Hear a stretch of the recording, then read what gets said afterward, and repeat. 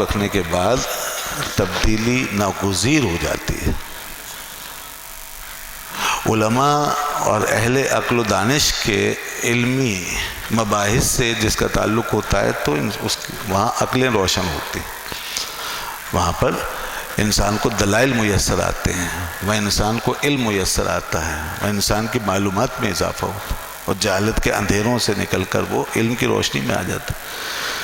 لیکن جب ان صوفیہ اور ان بزرگان دین کے ساتھ بھی اس کی وابستگی ہو جاتی ہے تو پھر وہاں سے پھر ایک اور نیا سفر شروع ہو جاتا ہے، وہاں سے قلب و باطن کی اصلاح کا ایک سلسلہ، اس کی بیداری کا، روحانی تقویت کا اور اخلاقی بلندی۔ روحانی تقویت اور اخلاقی بلندی یہ دراصل صوفیہ کرام کے ساتھ صحیح تعلق کے نتیجے میں ہی انسان کو حاصل ہو سکتی ہے۔ اگر ان کے ساتھ تعلق نہیں جوڑا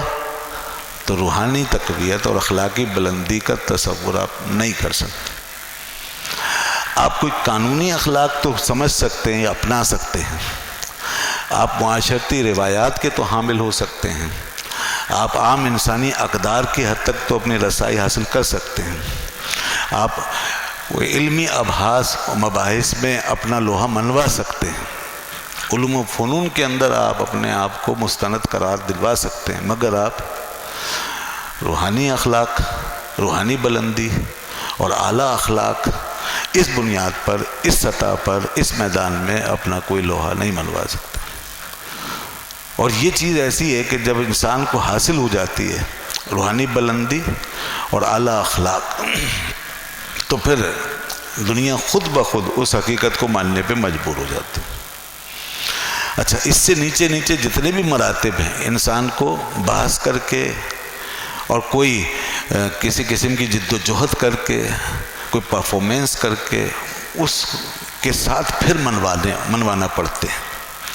اور وہ اس جد و جہد کا محتاج ہوتا ہے۔ مگر ایک صوفی اور ایک مرد با کمال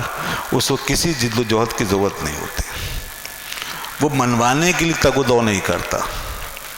وہ لوگوں کو کچھ دکھانا نہیں چاہتا، اس کے یہاں ڈیمانسٹریشن نہیں ہوتا، اس کے یہاں ایسی کوئی مخصوص قسم کی پرفارمنس نہیں ہوتی، اس کے یہاں کوئی فارمیٹ نہیں ہوتا،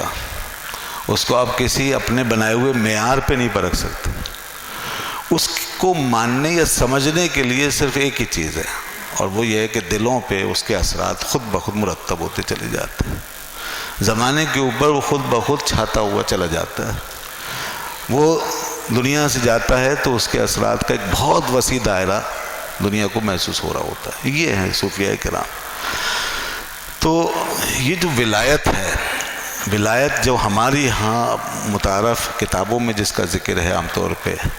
اور جس معنی میں ہم ولی کہتے ہیں اور جس معنی میں ہم اولیاء کی تاریخ پڑھتے ہیں، تو وہ ولایت جو ہے، وہ ولایت وہ ایک اس قسم کی چیز ہے کہ جس کے اندر ایک اختیار، ایک تصرف اور ایک غلبے کی کیفیت پائی جائے گی۔ یہ ولایت، اس کا چونکہ خمیر یہاں سے اٹھا ہے نا، جو میں نے ابھی بتایا کہ احوال سے حقیقت تک پہنچ کر، مشاہدے کی دنیا میں قدم رکھ کر، براہ راست حقیقت کے سامنے اپنے آپ کو پیش کر کے، جیسے آئینے کے سامنے کھڑا ہوتا ہے آدمی، سن سنا کے نہیں کسی سے اپنے بارے میں جان رہا، بلکہ آئینے کے سامنے کھڑے ہو کے خود اپنے خط و خال دیکھ رہا۔ تو جو اس طرح حقیقت کے آئینے کے اندر اپنی حقیقت کا مشاہدہ کر لے اور حقیقت تک پہنچ جائے، تو اس کے اندر یقیناً جو ولایت کا معنی ہے، جو ولایت کا مفہوم ہے، وہ ولایت کا مفہوم وہ انفعالیت پر مشتمل نہیں ہوگا، بلکہ وہ ایک زبردست قسم کی